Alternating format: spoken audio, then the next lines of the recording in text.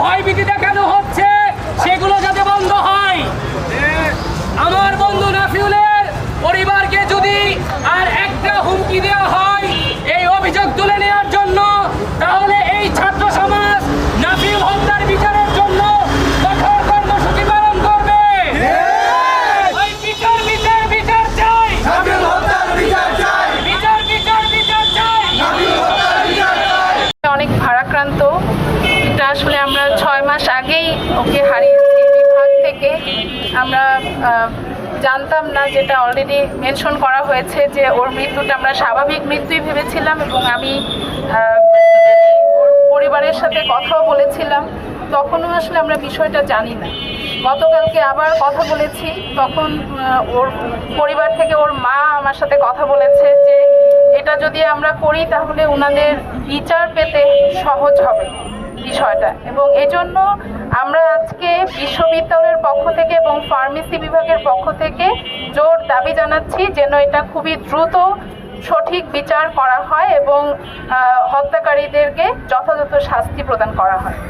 আমাদের ফার্মেসি বিভাগের 43তম ব্যাচের শিক্ষার্থী নাফিউল করিমকে আমি যদি একটু বিস্তারিত বলতে চাই সংক্ষেপে, সেটা হচ্ছে গত 5ই জুন ঈদুল আজহার ছুটি উপলক্ষে নাফিউল বাড়িতে গিয়েছিল এবং ঈদের পর দিন রাতে 8 জুন রাতে ও সাধারণত ওর বাবার সাথেই ঘুমাইতো।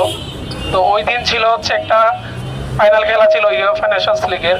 তো ও বলছে যে আজকে আমি বাবা তোমার সাথে ঘুমাবো না, তোমার ঘুমের ডিস্টার্ব হয়, সেই জন্য হচ্ছে আমি একটু আমাদের যে পাশে নির্মাণাধীন ওদের একটা নির্মাণাধীন রুম ছিল, সেটা হয়তো দরজা দেওয়া কিছুই ছিল না। তো ওইখানে ওর বাবা আমার ঘুমের ডিস্টার্ব হবে দেখে ও হচ্ছে ওই রুমে ঘুমাতে যায়। ঘুমাতে যাওয়ার পরে এ রাতেই ওর চাচাতো ভাই আর ওর চাচা, যারা এই হত্যাকাণ্ডের সাথে জড়িত, তারা এই নির্মম হত্যাকাণ্ড ঘটায়। এবং সকালে যখন ওর মা ফজরের নামাজ পড়তে যায় তখন ওরা ডাকে, কিন্তু কোনো সারা শব্দ দিচ্ছিল না। পরে হচ্ছে যখন বারবার ডাকতেছিল কোনো সারা শব্দ পাচ্ছিল না, পরে ওর গায়ে গিয়ে ধরে, দেখে পুরা শরীর ঠান্ডা হয়ে গেছে। বাত ব্যথা, প্যারালাইসিস কিংবা আর্থ্রাইটিস, আধুনিক ফিজিওথেরাপি ও পুনর্বাসন চিকিৎসায় নির্ভরযোগ্য নাম ডিপিআরসি। তারপরে ওকে মাথায় পানি দেয়, গরম তেল দেয়, কিন্তু হচ্ছে ওর কোনো রেসপন্স পাচ্ছিল না। পরে ওর বাবা যতটুকু শুনেছি ও বুকে চাপ দেয়, কিন্তু কোনো পালস পাচ্ছিল না। পরে ওর বাড়ির পাশে একটা আমতলা ছিল, ওখানে গিয়ে মাথায় পানি দেয়, পাড়া প্রতিবেশী সবাই ছুটে আসে, কিন্তু ওর কোনো সারা শব্দ পাচ্ছিল না। পরে ওকে যখন ওর বাড়ির পার্শ্ববর্তী একটি জায়গায়, ওর বাড়ি থেকে 30 মিনিটের রাস্তা হবে, সেখানে একটা হসপিটাল ছিল, সেখানে নিয়ে যায়, কিন্তু ওর কোনো পালস পাচ্ছিল না। পরে ওর মা বাবা ওদের মনের কষ্ট দেওয়া হয় না। তারপরে ওর মা বলছিল যে অ্যাম্বুলেন্স করে ওকে ঢাকায় নিয়ে আসবে গণস্বাস্থ্য সমাজভিত্তিক মেডিকেল কলেজে। গাড়ি উদ্দেশ্যে রওনা দেয়, কিন্তু ওই গাড়িতে ছিল ওর যে হত্যাকারী ওর চাচা এবং চাচাতো ভাইয়ের বউ, আর ওই গাড়িতে একমাত্র ছিল ওর বাবা আর ওর মা। কিন্তু ওরা ওখানে ড্রাইভারকে ইনফ্লুয়েন্স করে জোর করে সেই গাড়িটি ঘুরিয়ে ওদের বাড়িতে নিয়ে যায়। বাড়িতে নিয়ে গিয়ে ওরা এমন তথ্য ছড়ায় যে রাতে ঘুমের মধ্যে হার্ট অ্যাটাক করে মৃত্যুবরণ করেছে। কিন্তু আমরা পরবর্তীতে জানতে পারি ওদের যে কার্যকলাপ, লাশ তাড়াতাড়ি দাফন করানো থেকে তারপরে ওদের পরিবারের কনসার্ন ছাড়াই দাপনের কাপড় কিনে নিয়ে আসে, তারপরে মসজিদের নামাজ, ইভেন আসরের নামাজের জীবনে আমরা দেখি নেই যে একটা আসরের নামাজ হচ্ছে সেটা জানার জন্য পিছিয়ে যায়, কিন্তু ওরা ওই ইমাম সাহেবকে ইনফ্লুয়েন্স করে আর হচ্ছে জানাজার নামাজ আরো 10 মিনিট আগে নেয়।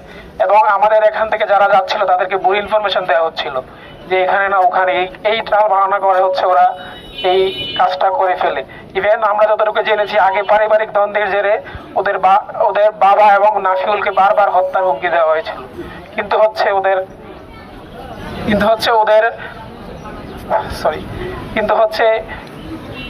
ওরে বারবার হত্যার হুমকি দেওয়া ছিল, কিন্তু ও যখন বাড়িতে যেত ও বেশি দিন থাকতো না। কেন থাকতো না? ওর মা ওরে থাকতে দিত না, সর্বোচ্চ 3-4 দিন থাকার পরে ওরে সাভারে পাঠিয়ে দিত। এই যে নির্মম হত্যাকাণ্ড হয়েছে, আমরা ছাত্র সমাজ আমরা বলতে চাই এই হত্যাকারীদের অবিলম্বে গ্রেপ্তার করতে হবে। এই যে পুলিশ বা প্রশাসন যে টাল বাহানা করছে সেটা আমরা মেনে নিতে পারি না। এবং যদি তাদের হত্যাকারীদের দ্রুত গ্রেপ্তার না করা হয় তাহলে আমরা ছাত্র সমাজ এই হত্যার জন্য যা যা করতে হয় তাই করব। দরকার হলে এই হত্যাকাণ্ডের জন্য আমরা ঢাকা আরিচা মহাসড়ক হোক, পাবনা কোর্ট হোক, যেখানে যেতে হয় আমরা সেখানে যাব। আমি নাফিউলের হত্যাকারীদের সুষ্ঠু বিচার এবং যারা জড়িত দ্রুত গ্রেপ্তার করে ন্যায় বিচার প্রত্যাশা করছি। ধন্যবাদ। দাঁড়িয়েছি যে মৃত্যুটিকে আমরা স্বাভাবিক মৃত্যু মনে করেছি, আজ 6 মাস পরে তার পরিবারের মাধ্যমে আসলে আমরা জানতে পেরেছি তারই নিকট আত্মীয়র দ্বারা সে আসলে মৃত্যুবরণ করেছে, তাকে হত্যা করা হয়েছে। ইতিমধ্যে তারা মামলা করেছে, আসামিকে তারা শনাক্তও করেছে, চিহ্নিত করেছে। কিন্তু যে বিষয়টির জন্য আজকে আসলে আমাদের সবাইকে এখানে দাঁড়াতে হয়েছে, ন্যায্য বিচার তারা পাচ্ছেন এবং আসামিকে পুলিশ কোনোভাবেই অ্যারেস্ট করছে না। চিহ্নিত একজন আসামিকে আসলে কিসের অভাবে বা কেন আসলে অ্যারেস্ট করা হচ্ছে না আমরা হয়তো কেউই সেটা জানি না। আজ অবশ্যই আমরা নাফিউলের জন্য, ওর এই মৃত্যুর জন্য, এই হত্যার জন্য আমরা বিচার চাইছি এবং যারা আসামি আমরা অবশ্যই চাই তাদেরকে অনতিবিলম্বে যেন অ্যারেস্ট করা হয় এবং তাদেরকে যেন সর্বোচ্চ শাস্তি দেওয়া হয়। ফার্মেসি বিভাগ তথা গণবিশ্ববিদ্যালয় আমরা সবাই একসাথে আছি, আমরা এটার বিচার চাইব এবং আমি আশা করব প্রশাসন এবং পুলিশ প্রশাসন যারা রয়েছে তারা অনতিবিলম্বে ব্যবস্থা গ্রহণ করবে। আমি আমাদের গণবিশ্ববিদ্যালয়ের মাননীয় উপাচার্য মহোদয়কে কিছু বলবার জন্য অনুরোধ জানাচ্ছি।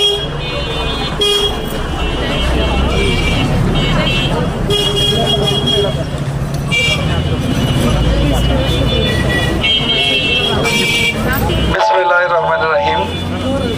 আমি অত্যন্ত পরাক্রান্ত আজকে এখানে উপস্থিত হয়েছি। গতকাল রাতে আমাকে বিভাগীয় প্রধান জানিয়েছেন যে আমাদের একজন ইতি ছাত্র বাড়িতে গিয়েছিল প্রায় 6 মাস আগে, এমনি বেড়াতে গিয়েছিল, সম্ভবত সেটা ছিল 5 তারিখ এবং 7 বা 8 তারিখে তাকে খুন করা হয় এবং সেই খুনটি হয়েছে তার একদম নিকট আত্মীয় তারা। দুঃখের বিষয় হচ্ছে যে সেই খুনকে তারা নর্মাল বা স্বাভাবিক মৃত্যু বলে চালিয়ে দেওয়ার চেষ্টা করে। পরবর্তীতে তারা যখন বুঝতে পারে যে এটা আসলে কোনো নর্মাল মৃত্যু না, এটা এক ধরনের এটা হত্যাকাণ্ড, এবং তারা কোর্টে যায়, প্রথম থানায় যায়, থানায় সেখানে তাদের নিকট থেকে কেসটা নিতে চায় না বা নেয় না। পরবর্তীতে তারা কেসে যায়, সম্ভবত পাবনাতে, ওইখানে যাওয়ার পর তারা কেস করেছে। আমরা অত্যন্ত মর্মাহত যে আমাদের একজন কৃতি ছাত্রকে আজ এই ছাত্রাবস্থায় চিরদিনের জন্য হারালাম। সেই জন্য আমরা আমাদের প্রশাসন থেকে, আমাদের বিশ্ববিদ্যালয় থেকে এবং বিভাগের ছাত্রছাত্রী, অন্য বিভাগের ছাত্রছাত্রী সবাই জোর দাবি জানাচ্ছি যারা এর সাথে জড়িত এবং যারা এই হত্যাকাণ্ডটি ঘটিয়েছে তাদের যেন অ্যারেস্ট করা হয় এবং বিচার সাপেক্ষে তাদের সর্বোচ্চ শাস্তি নিশ্চিত করা হয়। আমরা আরও বলবো, যেটা শুনতে পাচ্ছি যে থানার থেকে তাদের গ্রেপ্তারের ব্যাপারে পায়তারা করতেছে, করে না, তারা তালবাহানা করতেছে। সেই জন্য যদি প্রয়োজন হয় আমরা আমাদের প্রশাসন থেকে তাদের থানায় একটা চিঠি দিতে পারি যে দোষী ব্যক্তি যারা তাদের বিরুদ্ধে যাতে যথাযথ ব্যবস্থা গ্রহণ করে। আমি তার আত্মার শান্তি কামনা করি এবং এই হত্যাকাণ্ড যেটা ঘটল, নির্মম হত্যাকাণ্ড, এর জন্য সুষ্ঠু বিচার হয়